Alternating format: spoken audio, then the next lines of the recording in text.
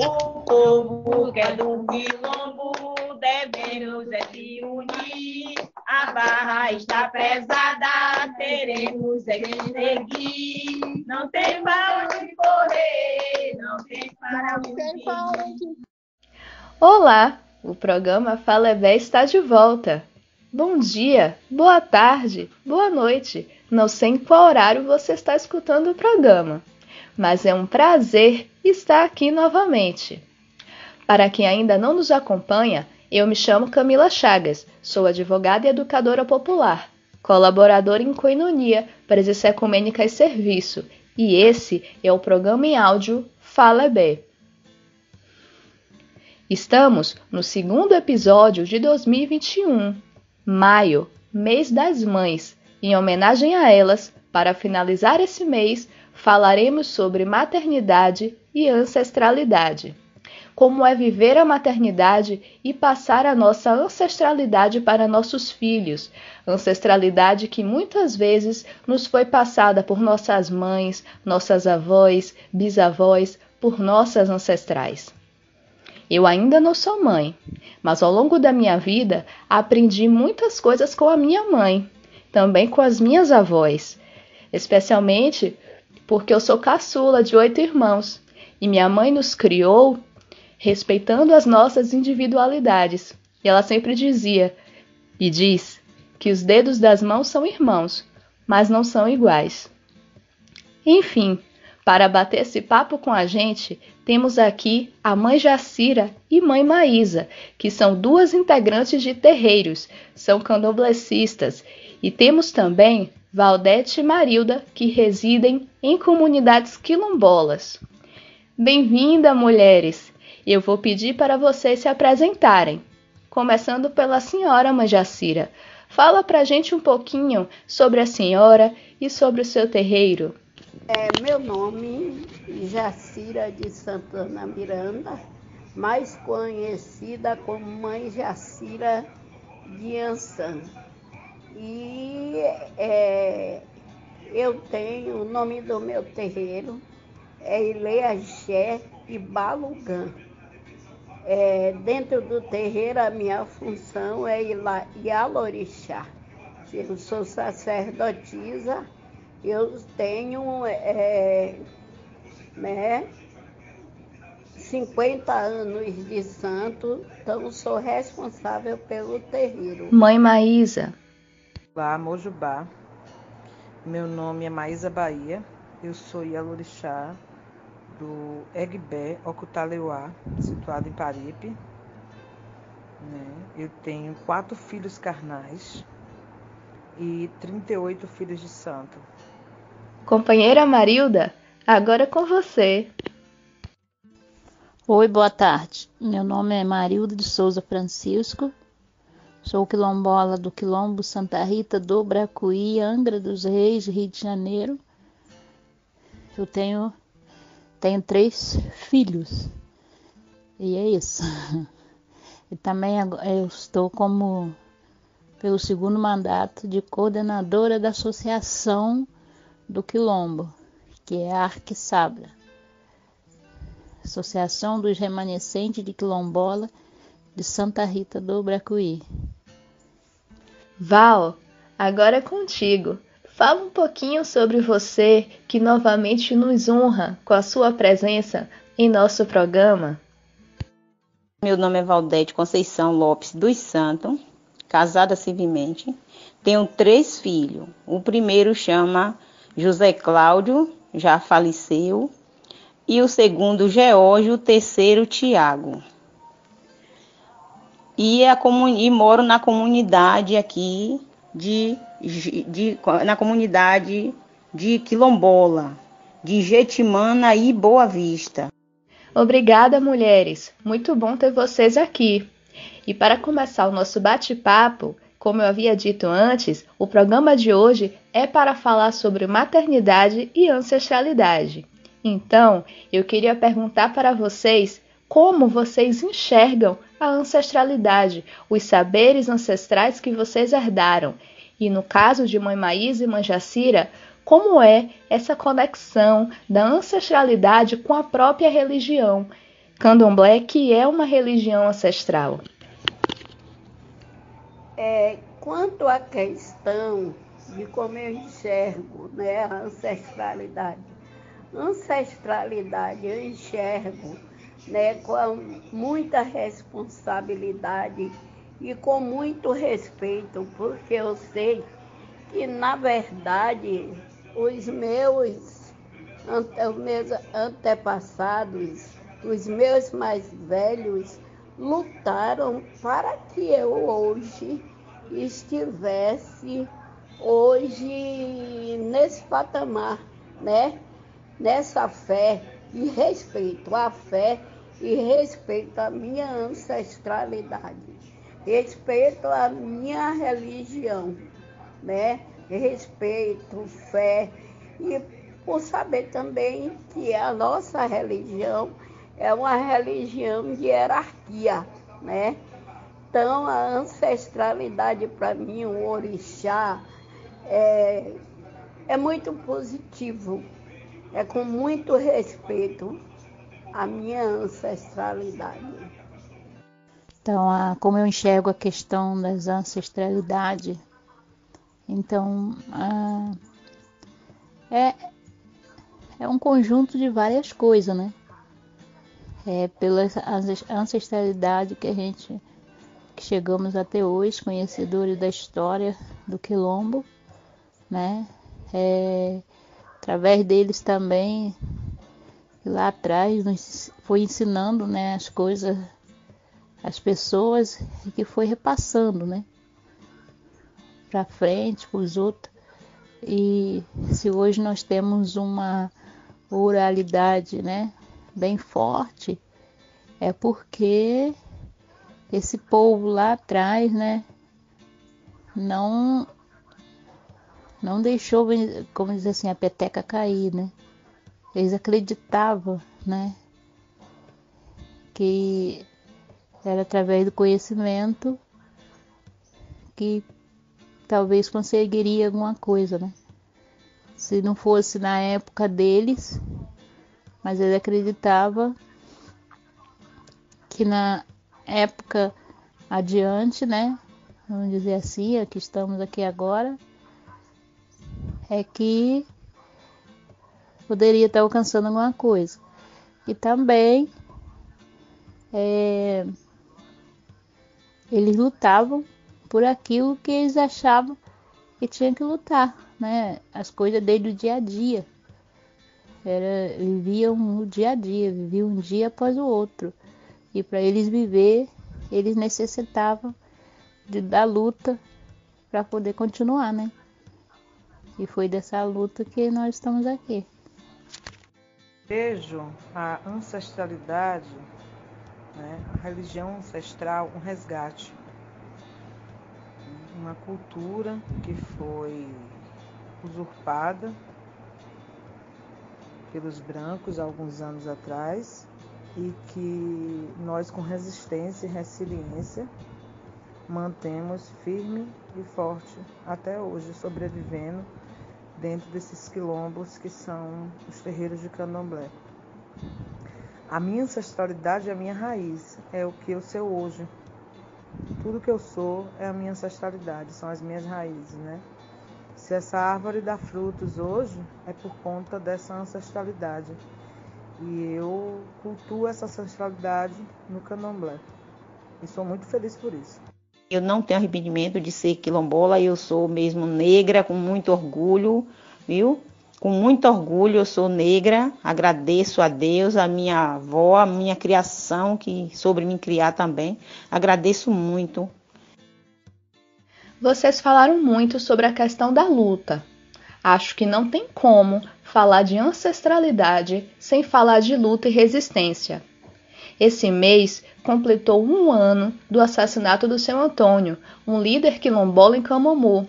É mais um homem preto que morreu lutando pela terra, lutando pelas suas raízes. Assim como muitos outros homens e muitas mulheres que sempre estiveram resistindo para manter o saber ancestral vivo e passar isso para as próximas gerações. E por falar nessa passagem, a próxima pergunta é isso. Eu gostaria de saber como vocês receberam essa ancestralidade da mãe de vocês, o que foi passado delas que vocês consideram importante, inclusive a questão da religião. Como foi essa passagem, essa transmissão de conhecimento? Meus pais, meu pai era uma pessoa que não era de candomblé, mas era uma pessoa média que recebia o orixá. Minha mãe era muito católica, minha avó era muito católica, mas eu venho de uma família que os pais de meus avós, de minha avó, eram de candomblé, que eles nem naquela época eles não chamavam de candomblé, chamavam assim o pessoal, fulano é macumbeiro, não dizia que era de candomblé, Candomblé a gente fala muito de um tempo para cá. Então, só meus bisavós que eram, de candomblé.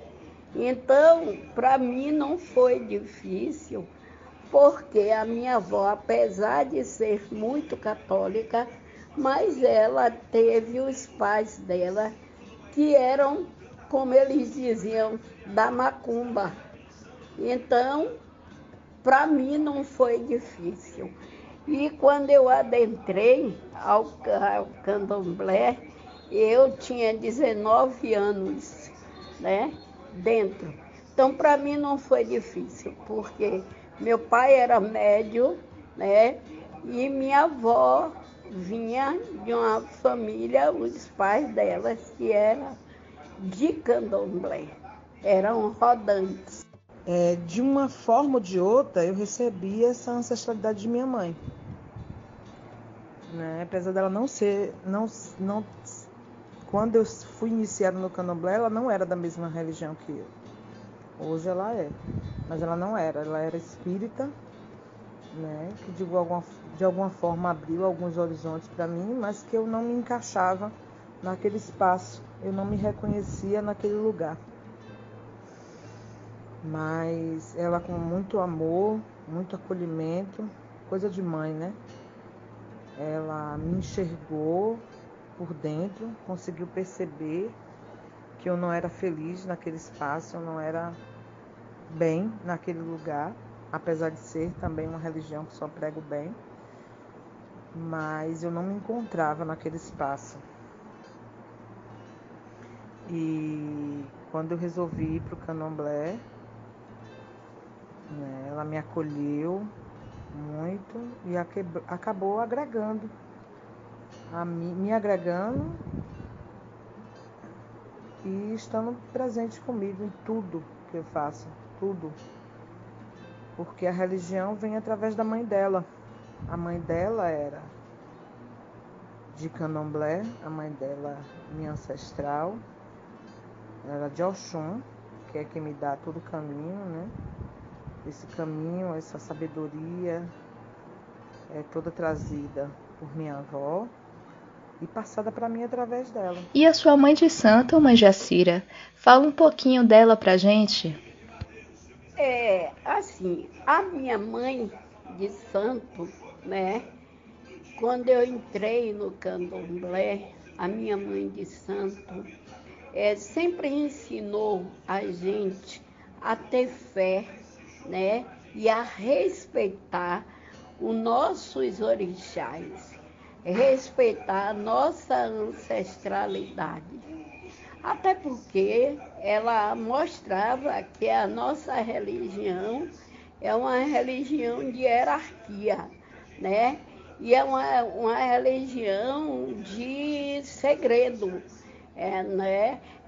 nós não temos a nossa porta do quarto do santo, quando a gente está fazendo as nossas oferendas, elas não são abertas a qualquer pessoa, Elas só são abertas às pessoas da casa e assim as pessoas que já têm aquela idade, aquele entendimento para o que está acontecendo ali, né?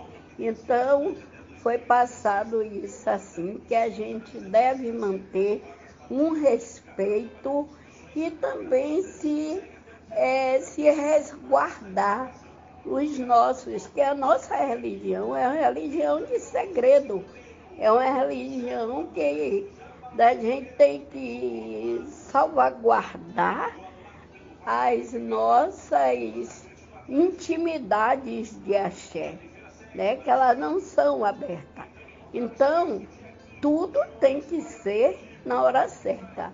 E com isso eu quero passar para os meus filhos sobre essa questão da gente ter um respeito e resguardar, né? Resguardar os nossos segredos, né? Que eles não devem ser abertos de qualquer jeito, viu? Então isso eu quero. E quero mostrar a meus filhos também a questão da fé, que é muito importante. Obrigada, mãe. Mãe Maísa, a senhora falou sobre o acolhimento da sua mãe, que lhe acolheu mesmo não comungando da mesma religião. Qual a principal mensagem que fica dela para a senhora, além da ancestralidade? O que foi passado de minha mãe para mim foi muito amor. Muito, muito, muito amor. Porque para ela também foi muito difícil, né? Me acolher nessa minha escolha, nesse meu destino, né? De ser de candomblé. Foi muito amor, foi o que foi passado e é o que eu passo para meus filhos. Os meus filhos naturais, os meus filhos que eu gerei. Eles hoje são todos iniciados. Eu tenho 4 filhos, um de 25 anos, uma de 20 anos, um menino de 11 anos e uma menina de 8 anos. E todos são iniciados. Obrigada, mãe Maísa. Agora é com vocês, Marilda e Valdete. Fala pra gente como foi essa passagem e aprendizados com as mães de vocês. Eu acabei interrompendo um pouquinho. Bom, eu não sei se eu passo bem para meus filhos, devo passar, não sei, mas assim, a minha mãe, ela tinha vários conhecimentos, né? Vamos dizer assim, eu lembro mais da minha mãe no conhecimento de ervas, né? Olha, isso aqui pode comer, isso aqui não pode, isso aqui é remédio, isso aqui é veneno. E às vezes eu perguntava assim, mas como é que você sabe? Aí ela falava assim, eu sei porque minha mãe me falou, que a mãe dela falou pra ela, e eu tô falando pra você e pronto, tá acabado. É veneno, não nem bota na boca, vamos dizer assim, né? Essa aqui pode comer, isso aqui pode fazer chá, pode é remédio, né? Porque minha mãe falou que era, porque a avó dela falou que era. Então, pode fazer, né? E pode fazer chá desse remédio, dessa folha, disso aqui. A minha mãe também tinha um dizer que ela falava assim, o saber não ocupa espaço. Quanto mais você saber, melhor, né? Que às vezes a gente já era de uma parte assim, que às vezes eles brigavam, mas a gente já questionava, perguntava, por que eu vou querer saber disso, né?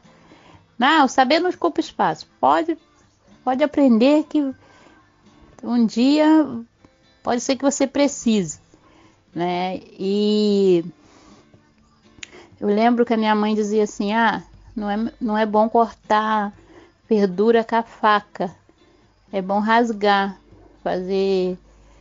cortar com a mão, tentar cortar com a mão.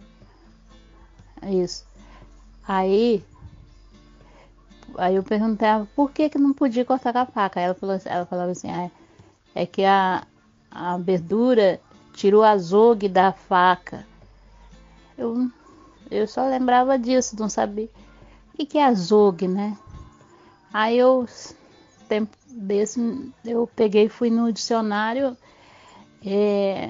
azogue é um tipo de um metal, uma coisa assim que tem na... acho que esse é o nome, assim como dizer, né? Mas ele tem muito nos metais, coisa de metal assim, e aí porque o verde, né, ele realmente retira esse azogue e passa para o alimento. Que tem, sei lá, tem um negócio lá na verdura que ele consegue tirar isso aí e passa para o alimento. Então por isso é melhor rasgar, não cortar com faca. Aí eu pensei assim, pô, minha mãe era muito inteligente, né? Mas então, são coisas assim que vai passando, né? Pra geração em geração. Esses ensinamentos eu aprendi desde criança, em primeiro lugar porque eu só convivi com a minha mãe até 9 anos. Quando eu tinha 9 anos, eu sou a mais velha. Quando eu tinha 9 anos, a minha mãe morreu, minha mãe faleceu. Mas aí a gente ficou sendo doutrinada pela minha avó, que a minha avó ficou viva, a mãe da minha mãe, e uma tia que eu tenho também está viva até hoje. Então aí minha avó me deu muita instrução, graças a Deus, como eu criar os meus filhos, como eu acabei de me criar e como eu criar os meus filhos. Aí ficamos 6 irmãos. Ficamos 6 irmãos e aí a gente foi crescendo, né? Que eu já tinha 9 anos, que eu era mais velha. E aí a gente foi aprendendo com a minha avó. Aí eu aprendi com a minha avó. Ser educada, trabalhar com as raízes. Eu aprendi com a minha avó. Que eu aprendi com a minha avó plantar, colher, hortaliça, mandiva, que tira mandioca, trabalhar com fécula, que é goma, essas coisas tudo, eu aprendi com a minha avó. E depois que eu fiquei bem, já mais de 20 anos em diante, a minha avó me ensinou eu fazer parto. Eu fiz o primeiro parto, eu tinha 19 anos, eu fiz o primeiro parto.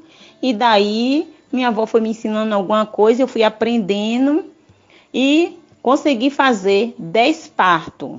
Eu tenho 10 partos, fiz 10 partos na minha comunidade, viu? Tenho 12 afilhados, viu?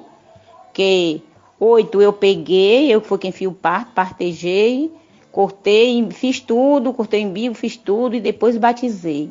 Aí tem 12 porque os outros é de batismo. Então eu fui aprendendo, cada dia que foi passando, cada ano foi passando, eu fui aprendendo com a minha avó. Acompanhei samba, esse negócio de cultura junto com a minha avó. A gente tinha aquele timbalzinho naquele tempo de pau, aquela de madeira, que nem dava aquele som, né? Mas lá juntava todo mundo, batia, e aí a gente sambava bastante, viu? Aí a gente sambava, de vez que sambava 2 noites e um dia, vez que sambava uma noite e um dia, era assim. Eu acho importante o ensinamento da minha avó para minha mãe e da minha mãe para mim. Mas como foi o que eu falei aí antes, a minha mãe morreu, eu fiquei com 9 anos, mas a minha avó me ensinou. Minha avó morreu velhinha. E se não fosse esse ensinamento da minha avó, da minha avó para minha mãe, da minha mãe para mim, da minha avó, porque a minha mãe morreu, quem ficou me insinuando foi a minha avó. Então, se não fosse, eu não saberia nunca como eu ia ser identificada como auto-quilombola, porque eu não ia saber qual era a originalidade a minha personagem, porque eu não ia saber informar nada. Eu não ia saber aonde eu nasci, mas eu nasci aqui mesmo, nessa mesma comunidade que eu existo até hoje. Foi aonde o bisavô da minha avó criou todos eles. E aí veio gerando, criou a minha mãe. A minha avó criou a minha mãe e os filhos dela. E daí a minha mãe teve eu mais os meus irmãos, 5 irmãos. Mas ela faleceu e aí a gente continuou seguindo o ensino da minha avó. Então, eu acharia que é uma coisa muito boa, né? A gente já cresceu sambando, samba de roda, essas coisas. Eu acho uma coisa importante.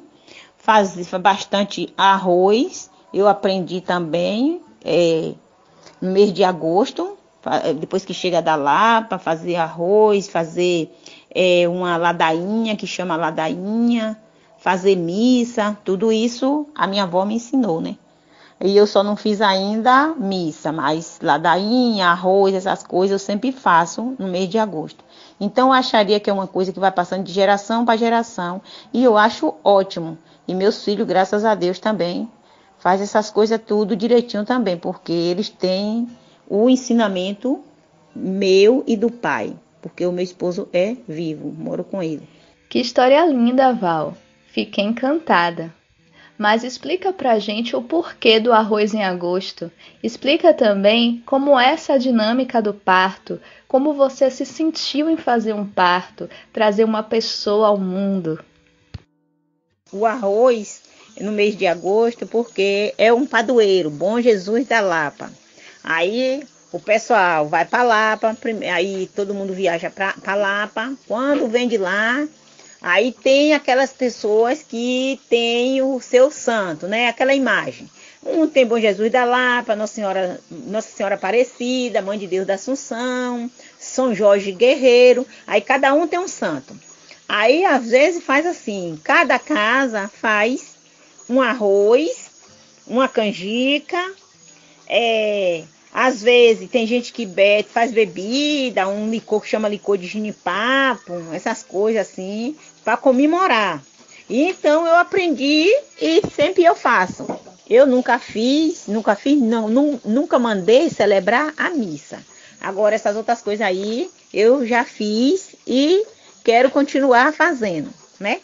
Porque é coisa boa, é coisa do antepassado, é coisa que existia já na comunidade. O pessoal batia no timbal, pocotô, batendo no timbal, batendo no pandeiro, partejar. A minha avó tinha uma filha, a caçula, chamada Maria. E o nome da minha avó também era Maria, só que botou o nome da filha dela também Maria. O nome da minha mãe era Maria Desuíta. O nome da minha mãe também. E aí essa outra tia minha que chamava Maria, ganhou um neném, recebeu a dor de ganhar um neném. Aí na hora do parto a minha avó, bora Val, aprender. Venha para de junto que é para você aprender. E meu apelido aqui é Val. Aí, eu com medo. Vou nada, minha avó, tô com medo, minha avó, tô com medo nada, minha filha, tem que aprender. Aí fui pra beira. Aí minha avó, tá vendo aí? Eu disse, tô. Tá prestando atenção? Tô.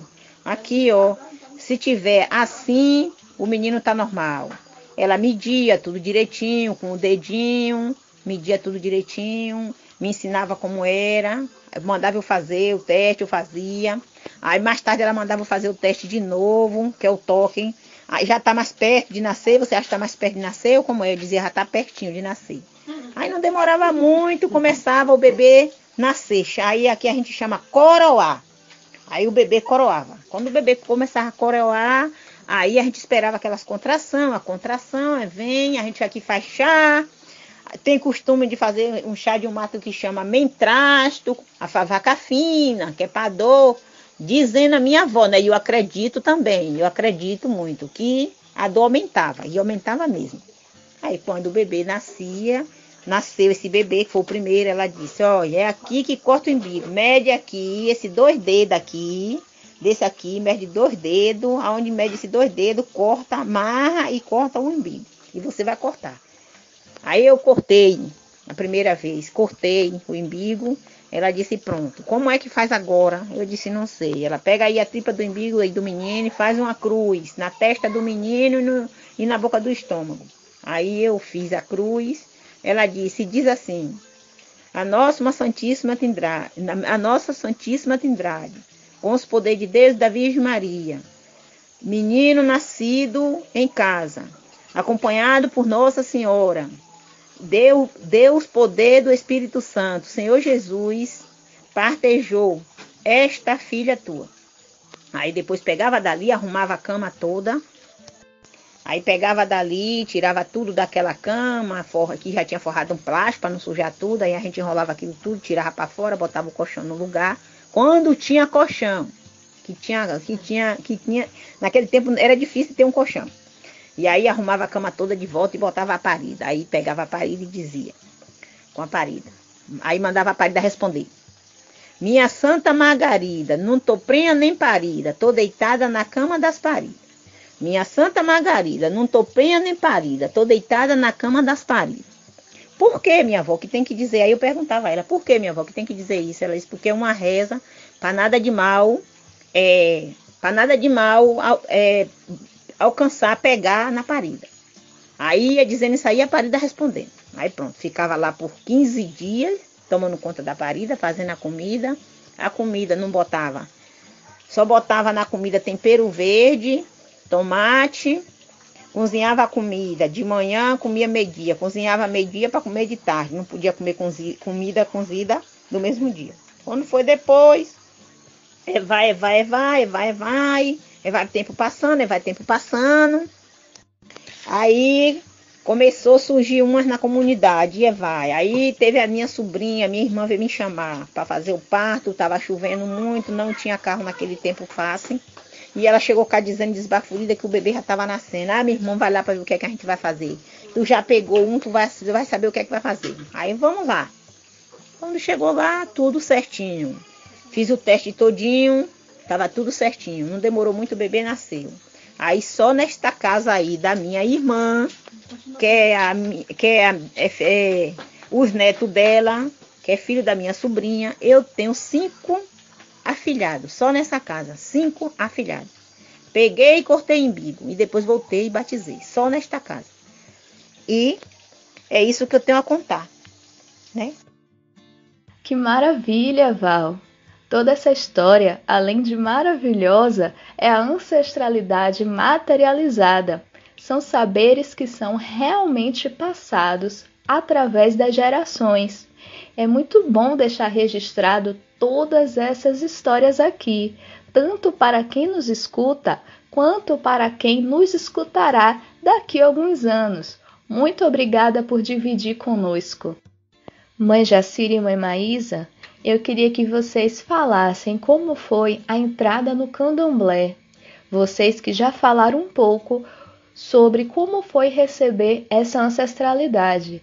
Então, eu queria saber como foi a vivência dentro da religião, os aprendizados, até por terem filhos religiosos.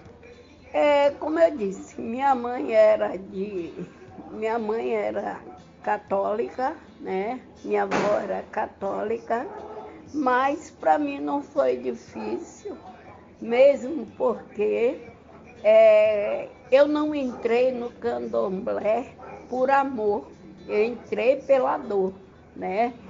Como se dizia antigamente, eu fiquei doente e aí eu não ficava boa e não se achava nada, né? Eu não tinha nada, os médicos não achavam nada, e aí um médico disse que era melhor levar em um centro espírita para ver, e meu marido me levou, e lá foi que veio se constatar que era meu problema era espiritual, meu problema não era saúde, era um problema espiritual. E daí eu fui para me cuidar e estou até hoje. Não foi fácil a escolha do candomblé, por conta do preconceito que é internalizado em nós pela sociedade, né? Era o que eu me identificava completamente. Eu só tinha 10 anos de idade, né? Era o que eu me identificava completamente, mas eu mesma não conseguia aceitar, até estudar a religião e conseguir compreender e sentir, tanto eu quanto a minha mãe. Ai, gente, já está quase chegando ao finalzinho, já encaminhando para a última pergunta. E como não poderia deixar de ser, acho que é até uma pergunta óbvia, mas eu queria perguntar mesmo assim. Quais são os ensinamentos ancestrais que vocês passam para os filhos de vocês e o que vocês desejam perpetuar neles. Algumas já falaram um pouquinho aqui, mas acho que vale a pena aprofundar um pouco mais, até por sermos fruto desses ensinamentos. O único ensinamento assim, que eu passo, que eu acho que eu passo, não sei também, é a história, né, do lugar, a história do quilombo, né, que eu venho ouvindo, né, então, que é a história oral, e isso, né. Mas hoje em dia tem muito, assim, né, também tudo gravado, assim, ou nos livros, né. E eu vou te dizer a verdade, agora, muitas pessoas estão na faculdade, isso tudo, aí já tem, assim, tipo um contraste, né, o que a academia ensina e o que a oralidade ensina. Tem um certo... tá junto, mas o jeito que a oralidade conta já não é o jeito que a academia conta, né? Sei lá, não sei como explicar, mas tem coisas que a gente fica assim, às vezes os meninos que já estudaram, eles ficam falando de um jeito que a gente fica assim, poxa, mas quando me contaram não foi assim, né? Não sei nem como explicar.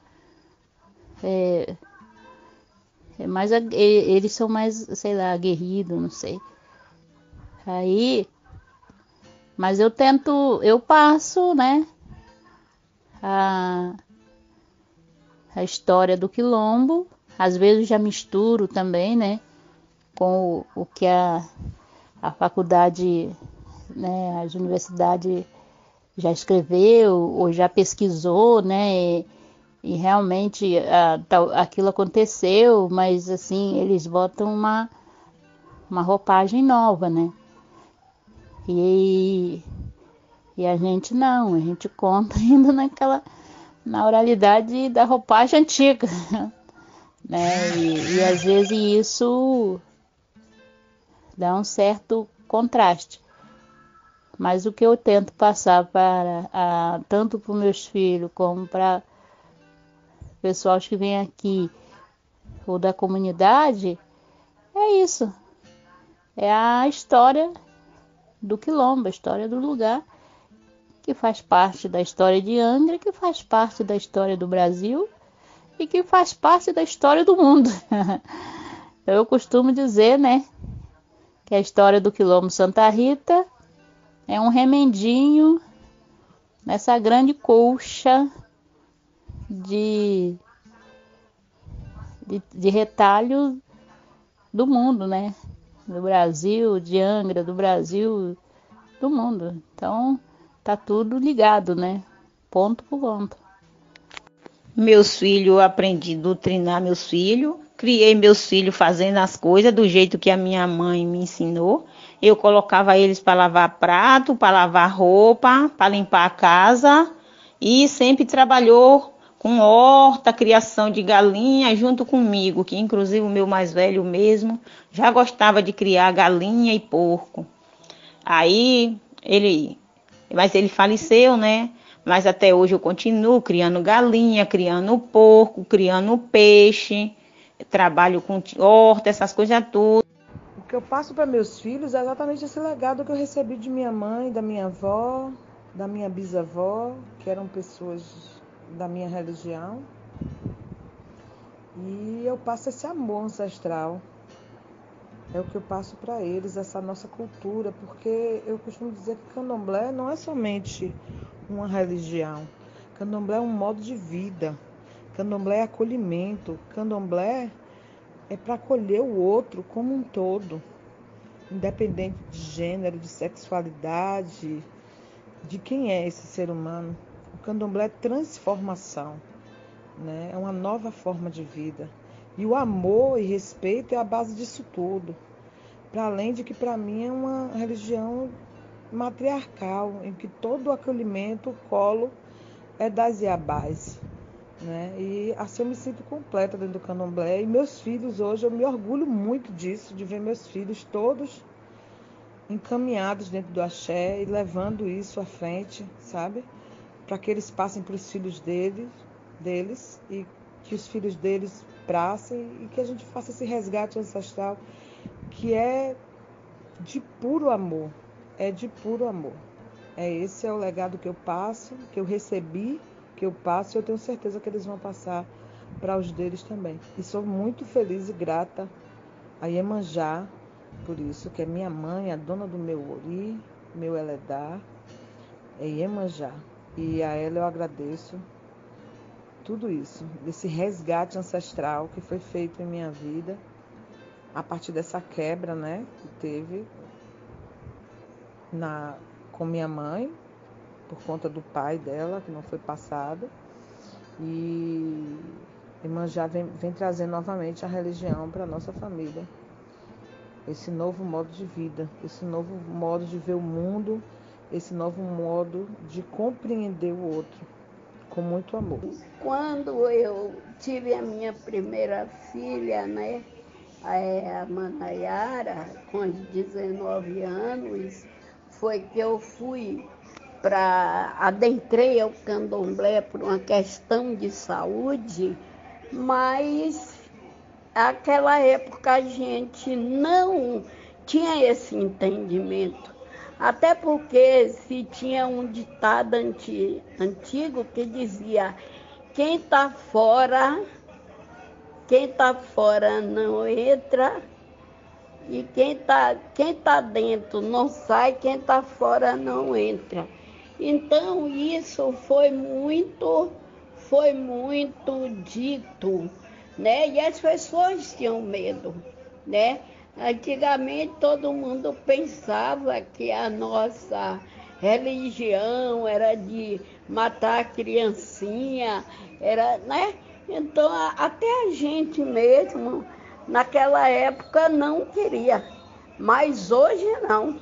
Hoje a gente sabe que a nossa religião é a religião de aconchego, é uma religião acolhedora, né? Que a gente mostra para os nossos que a gente não discrimina ninguém pela sua orientação sexual, pela sua cor, pelo seu querer.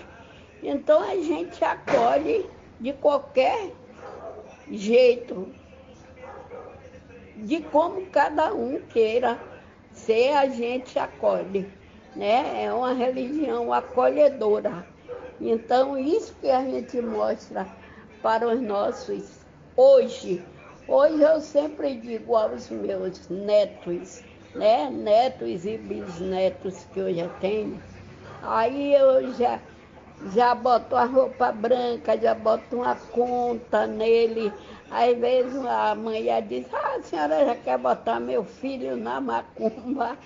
Eu digo: não é na macumba, é dentro do candomblé, que o candomblé é uma religião.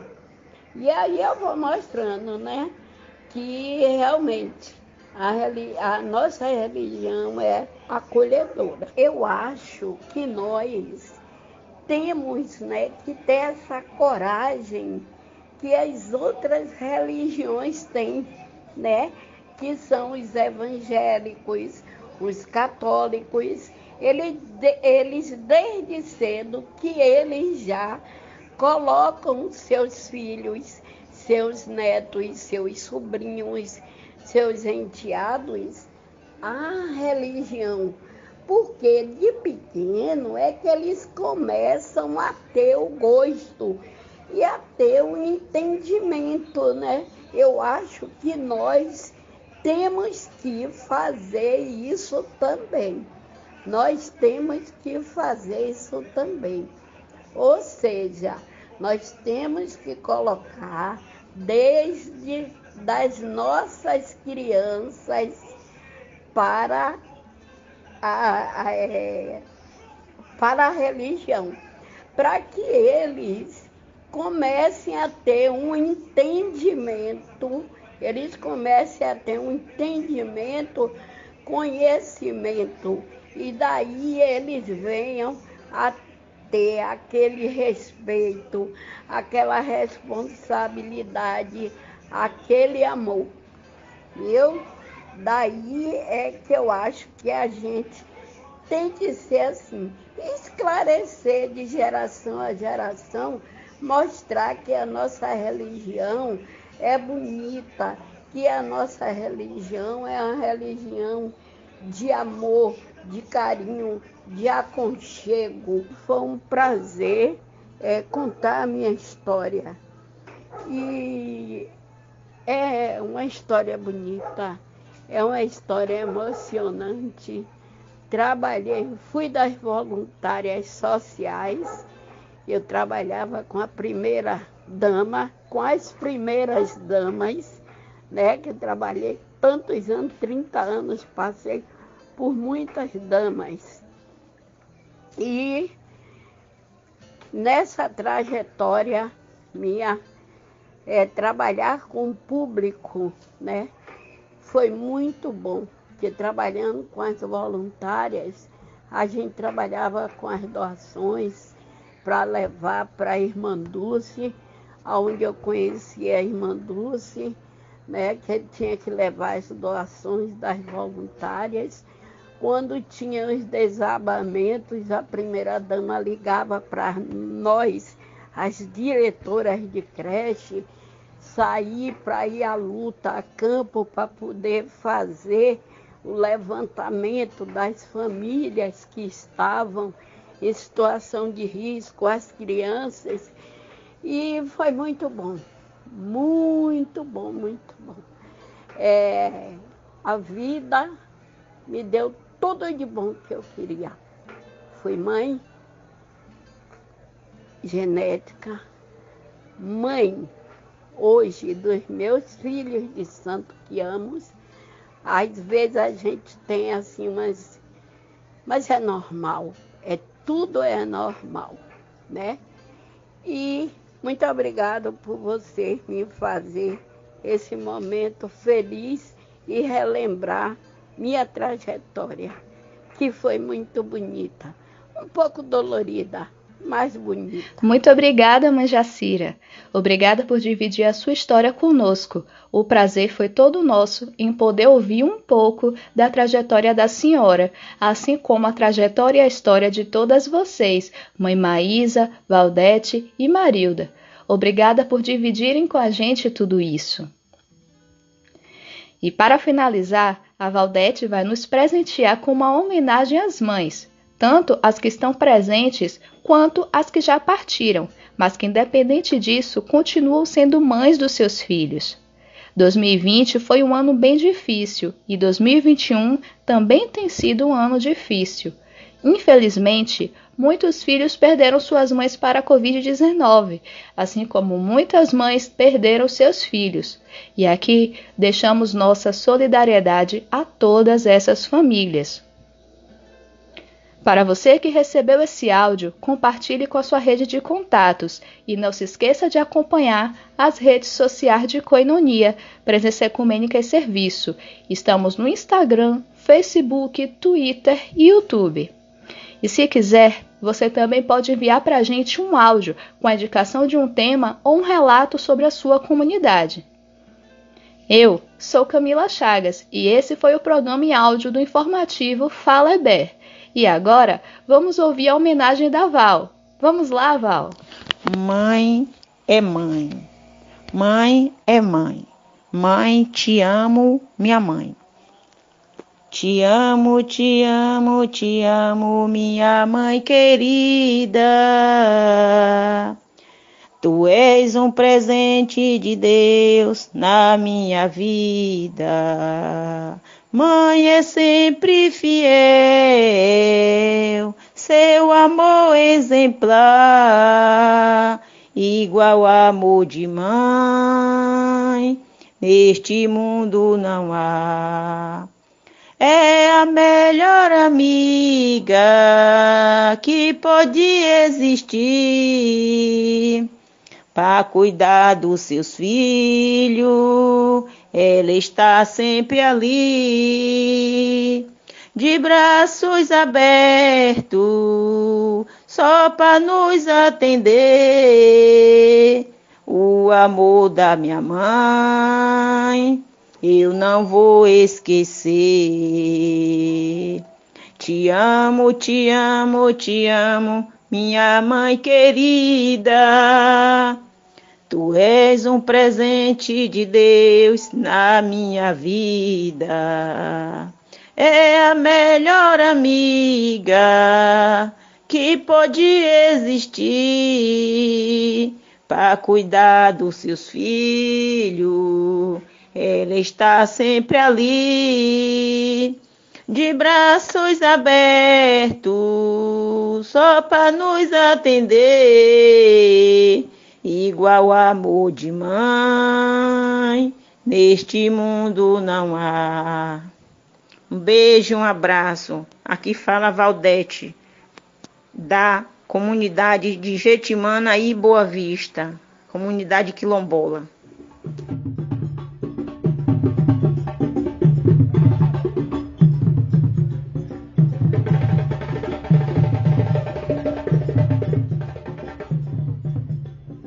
O povo que é do quilombo devemos se unir. A barra está prezada, teremos que seguir. Não tem para onde correr, não tem para onde fugir.